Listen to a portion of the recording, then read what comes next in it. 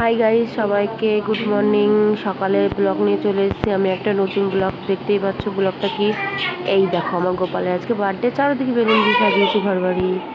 দেখতেই পাচ্ছ গোপালকে সকালে দিয়েছিলাম খাওয়ার। এখন আমি রাতের ব্লগ নিয়ে আসছি তোমাদের সামনে, ঠিক আছে? চলো দেখে নি তাহলে রাতের ব্লগটা। বেশি কথা বলতে চাই না, চলো। এই দেখো চলে এসেছি, আলপনা দিয়েছি এদিকে, দেখেছো সুন্দর করে। চাই না যে কতটুকু পারি, যা পারি ভালোই পারি।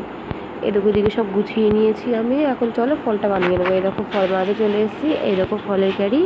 এখন চলো তাহলে তোমাদের সঙ্গে শেয়ার করা যাক সব কিছু। হ্যাঁ, আমি আগে ড্রেসটা ছেড়ে নিই। চলো, এই দেখো চলে এসেছি, ড্রেসটা ছাড়বো এখন। চলো রেডি হওয়া যাক। ড্রেস ছেড়ে চলে এসেছি, চলো আমি এখন এই দেখো চলে এসেছি। ব্যাস, টান টান। আর কেমন লাগছে বলো, কমেন্ট করো। চলো ফলটা বানিয়ে নিই, আর বেশি কথা বলতে চাই না, দেরি হয়ে যাচ্ছে। চলো, এখন রাত 12টা বাজে, জানো তো।